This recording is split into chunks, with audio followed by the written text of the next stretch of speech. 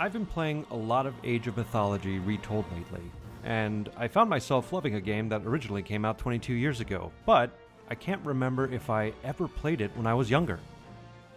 I definitely knew about it, but playing this version now with its updated graphics and what seems like mostly the original soundtrack and sound effects made me feel a little bit of that early 2000s nostalgia.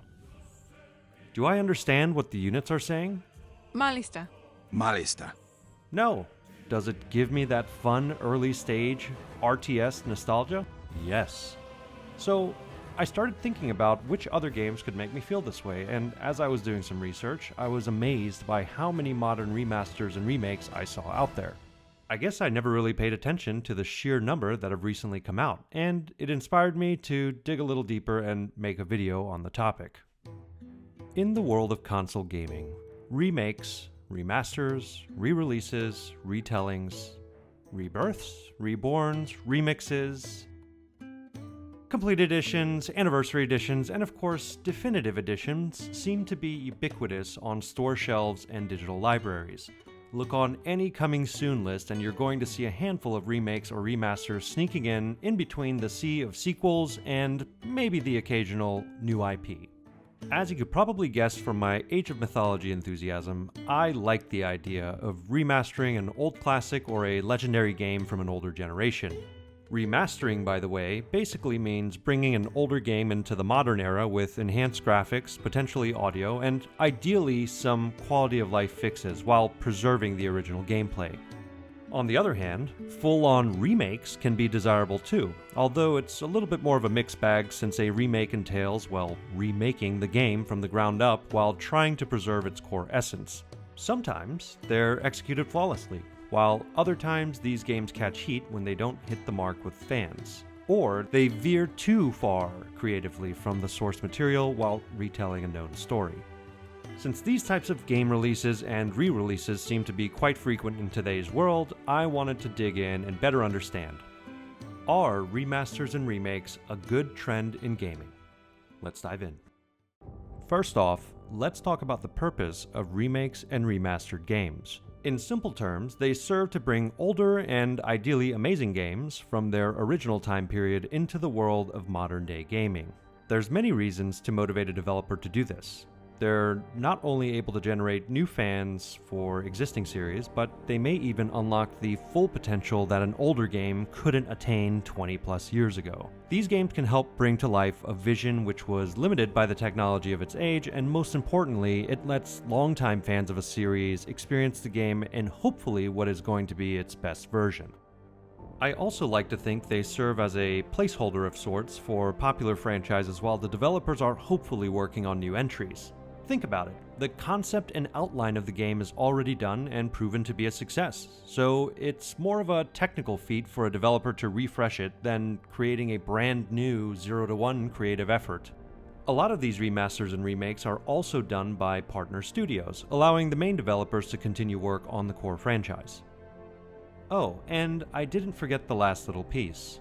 It also just so happens to be another revenue stream for these studios. For many popular franchises, it seems like a no-brainer to automatically bake in a refresh or a remake, as it's almost guaranteed to succeed if it's done right. But like I said, in the past few years, I can't help but notice a growing trend of these remakes and remasters being released. Was it always this way? Take the Nintendo Switch for example. A large portion of its games are comprised of remakes, remasters, and ports. And they're clever. They call their remasters HD versions. And with ports I totally understand, because you're bringing a game that primarily existed on another platform into the Switch ecosystem due to its portability, and thus it can give you a completely different gaming experience.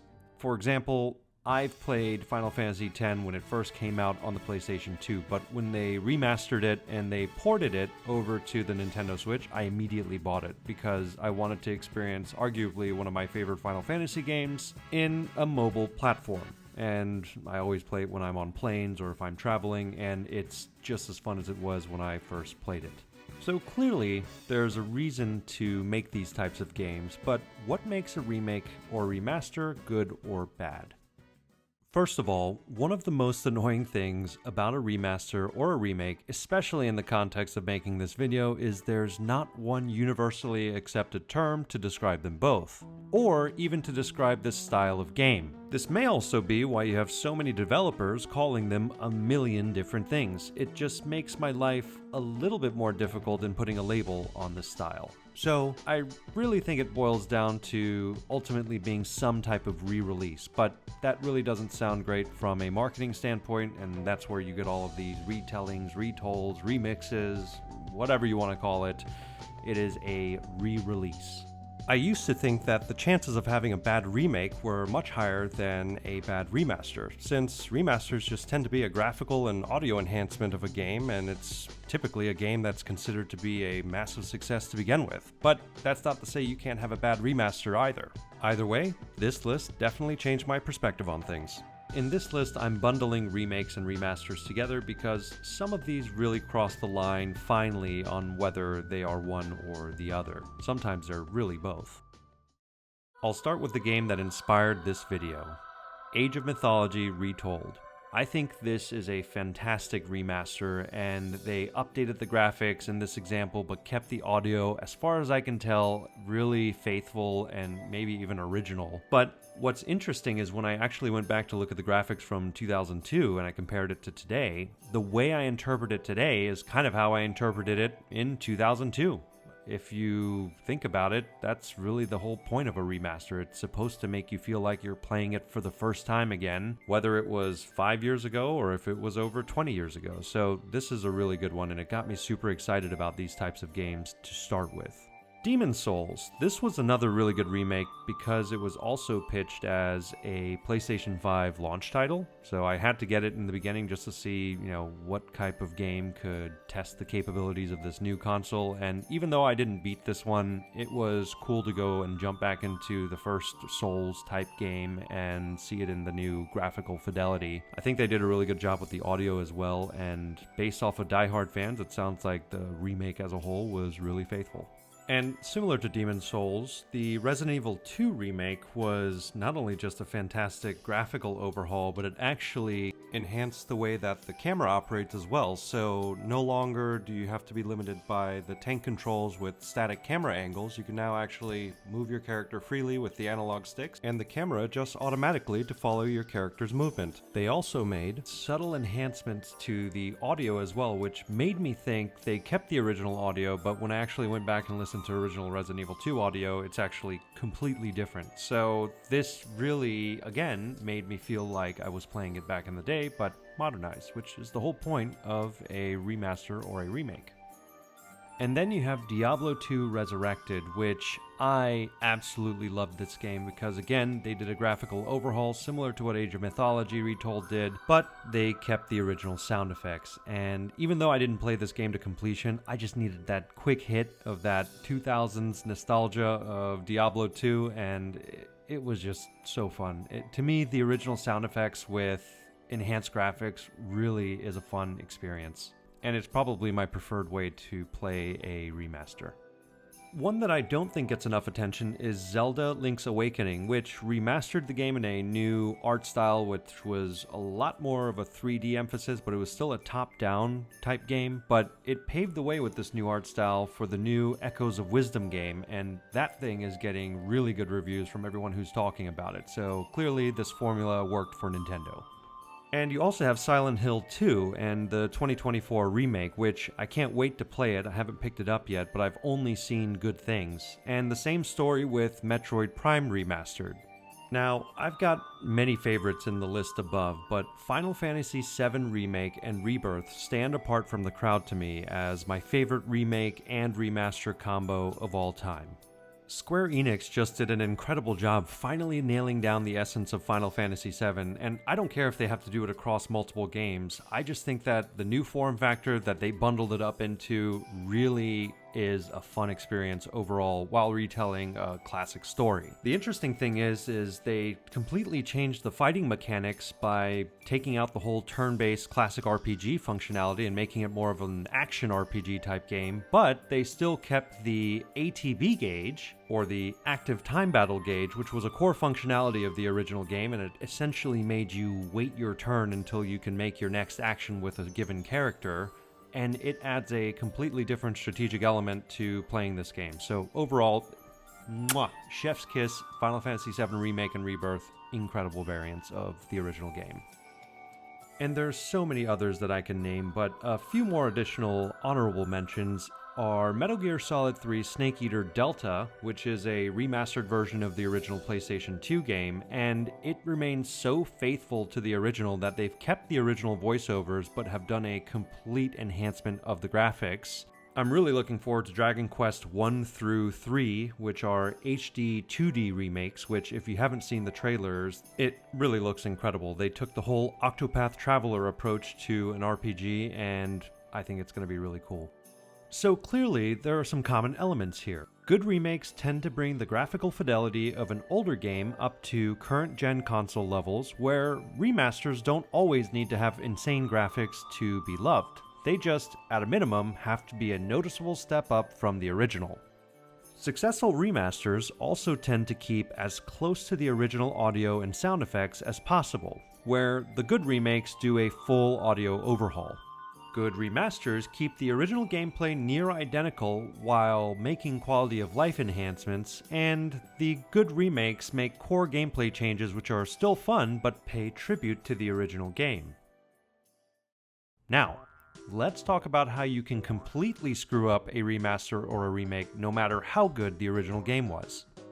This first one hurts because I'm a bit of a Halo fanboy, but Halo Master Chief Collection. This game was a compilation of 6 Halo games. Halo Combat Evolved Anniversary, Halo 2 Anniversary, Halo 3, Halo 3 ODST, Halo Reach, and Halo 4. It promised to be this amazing experience where you can play all of your favorite Halo games in one spot, play online like the good old days, and have remastered graphics and an overall incredible experience. Don't get me wrong, today it's a good game, but in the first 4 to 5 years post-launch, it was an absolute disaster. And this game came out in 2014, mind you. There were so many game-breaking issues like bugs, causing stability issues, multiplayer not working, worse quality of life features than the original games, somehow a worse-off user interface, and it generally just felt like an unfinished product. On the plus side, it did at least let you switch between the original graphics and the remastered ones so you could really see the difference. But this just goes to show you, you can have an incredible franchise and still get it wrong. This game literally committed every crime you could in doing any type of remaster.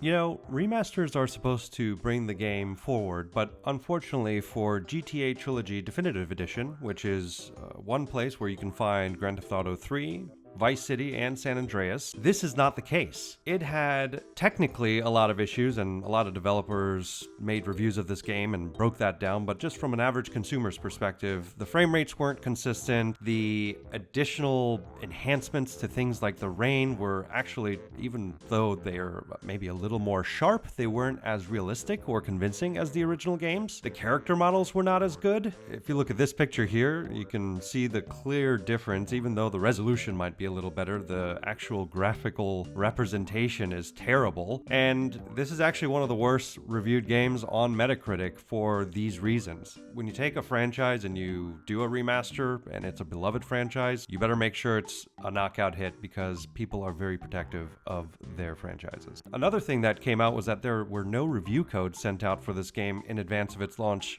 which is always a red flag in the gaming industry because they're relying on hype and promotions to sell the game versus day one reviews. So take that for what you will. Warcraft 3 was arguably one of the best real-time strategy games ever created, and I remember vividly having some good times with this game in middle school. So Warcraft 3 Reforged should have basically been a slam dunk success if done properly. It was just supposed to be a remaster of this classic game. But Blizzard fumbled the bag big time here. Somehow, upon release, it had a worse UI than the original game. A lot of the promised features when it was first announced were not there, like re-recorded voiceovers and cutscenes, and just basic features were missing. There were no win-loss records, no ranked or competitive matches online. There was a ton of stability issues. The quality of life enhancements were pretty much non-existent, and there was a lot of reports of low frame rates on high-end machines. Ultimately, it was also discovered that there was a very small budget and a very small development team working on this game, but still, with a brand as special and sacred as Warcraft, you would think that there would be a little bit more effort and priority put into remastering it. But maybe they really thought it can't be that hard. Let's just put a little facelift to it and package it out, and hopefully everybody will like it. Well, turns out it's not that easy. And somehow they managed to have an even worse rating than the GTA trilogy. So far, all of the examples that we've talked about have really just been poor executions of remasters, and as I was doing some more research, refreshingly, it's good to see that there haven't been a whole lot of remakes that completely flopped. It probably has a lot to do with higher budgets for these types of games. It's a larger commitment for the studios, and it's usually due to it being a protected franchise, so it's good to see that developers are taking caution when doing full-on remakes. But one that keeps presenting itself in all the things that I've been looking through is Resident Evil 3 Nemesis, the remake that was made on the PlayStation 4. This game came out in 2020, and it was a full-on remake of the original 1999 game, but it fell short in multiple ways.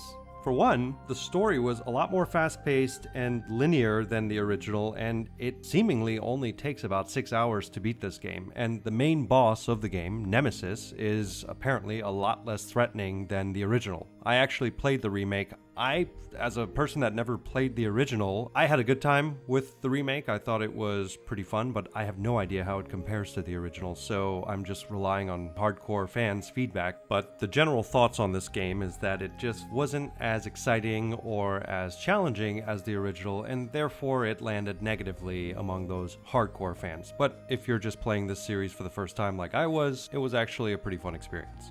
So, I have a lot of thoughts on good and bad remakes or remasters, but I would say the biggest thing that kind of struck me as a new thought is that I was totally thinking there's going to be more bad remakes than remasters. And I mean, I did a lot of digging. And of course, I'm looking more at modern games. However, I just think the perception of so many remakes out there, and there's so many overly critical reviews on these things, the perception that I had was that there must be a bunch of remakes that didn't quite hit the mark. And I think with hardcore audiences, those are probably realities. But the thing that is most apparent to me is that you can really easily mess up a remaster as well. So keep that in mind while we talk about this next piece.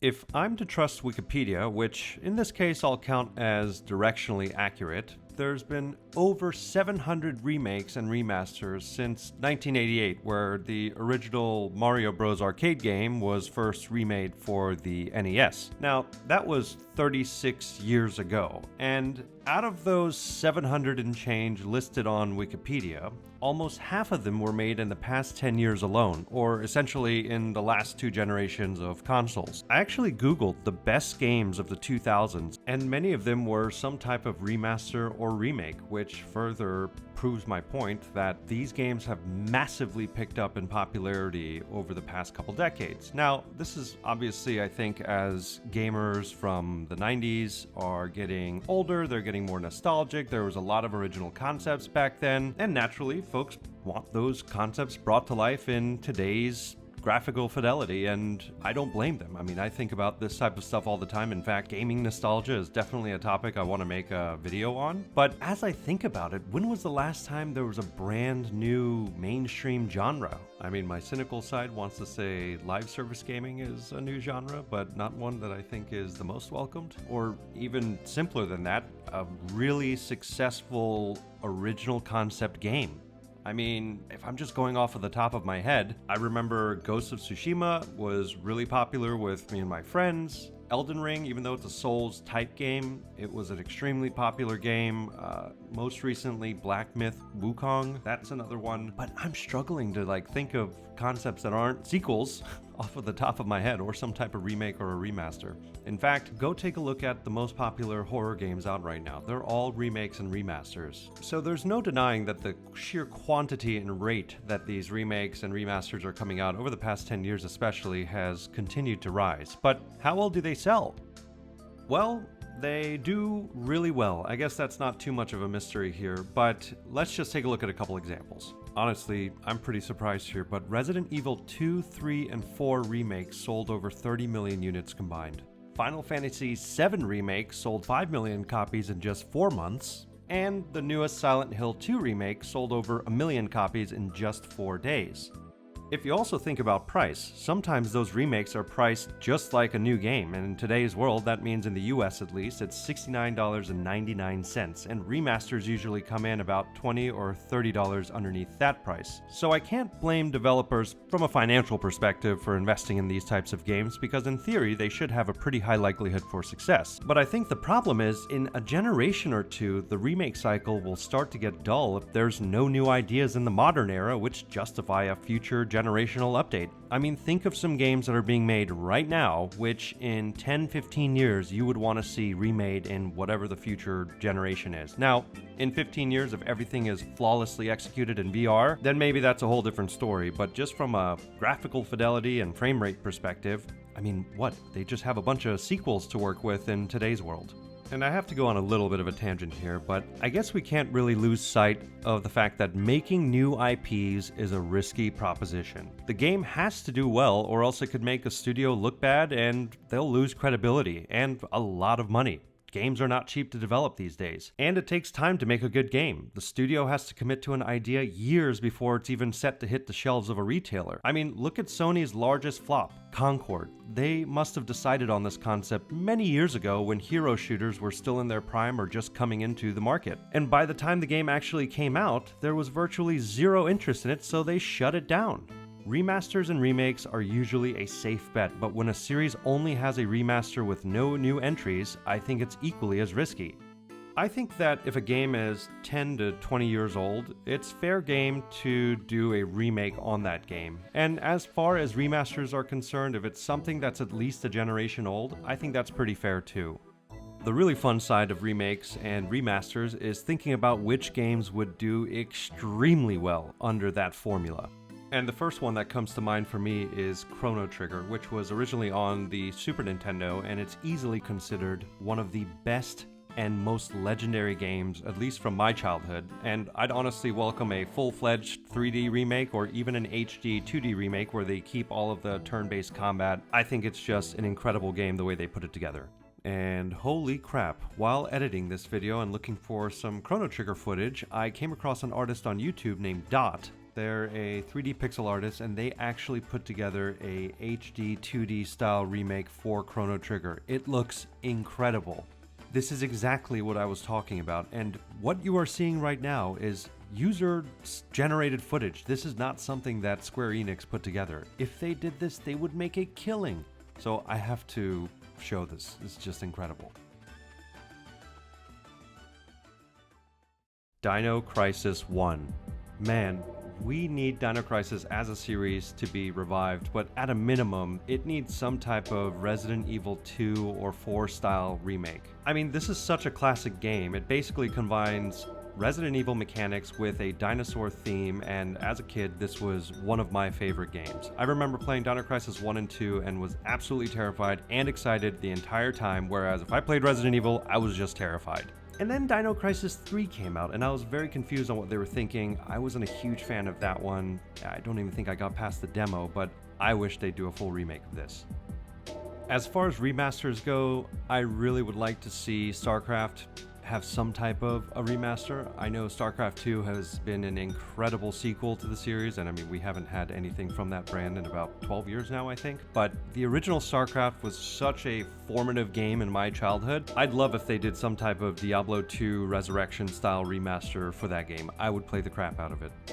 I've never played Earthbound, but after watching the Angry Video Game Nerd do his review on this classic Super Nintendo game, I have really not only just wanted to play it, just haven't made time for it, but I really would like to see this remade or at least remastered in some type of HD 2D style. Up until watching that Angry Video Game Nerd video, I always thought that Earthbound was the game where some of the most annoying Smash Brothers characters came from. But until I really saw him dive in and talk about the just rich but also very dark story, it was super interesting to me. So I think this one would do really well being brought into the modern age. The BioShock series has been dormant for some time as well, and they did a few sequels to it, but I think the original could do with some type of remake. And I know they did a remaster in 2016, but I think it justifies a full-on remake versus a remaster because it was just such an incredible game for the time. I think it would do really, really well in today's graphical fidelity. There's plenty more I could list, and I'm sure as you were going through this, you were thinking of some that you would really like to see remade or remastered. And if you made it this far in the video, leave a comment below on which games you would like to see go under that formula. By now, this has become a much longer video than I had originally expected, and you know, in the beginning of this, I was starting to get a little annoyed with all of these remasters and remakes, and that's really what caused me to go down this road, and I'm really happy I did. I learned quite a bit about kind of this weird segment in the gaming marketplace, but also the thought process that goes into making some of these games, and why the developers are putting so much priority into these types of games. After going through this video, I have a much better appreciation for them, and I'm actually rooting for some of these remakes and remasters of my favorite series from the past to make a reappearance. Don't get me wrong, I'll always want a new IP before a remake or a remaster, but if these types of games are here to stay, I would just ask that we have quality over quantity. Really make it so that gamers raise an eyebrow when a new remake or remaster is announced, versus just putting it as business as usual for every major franchise. So those are just my thoughts, but what do you guys think about the whole remake and remaster craze? Do you think it's good for gaming, or would you rather it all go away altogether? Let me know your thoughts in the comments below, and as always, I really hope you enjoyed this video, and if you did, don't forget to hit the like button and clicking subscribe to GaminGadgets for more videos like this. And also, let me know if you like this style of video. I had a lot of fun going into a lot more of a deeper dive, so if you guys enjoy this type of content, I will continue to make it because I have a ton of different topics that I would do a similar type of breakdown for. Until next time, take care.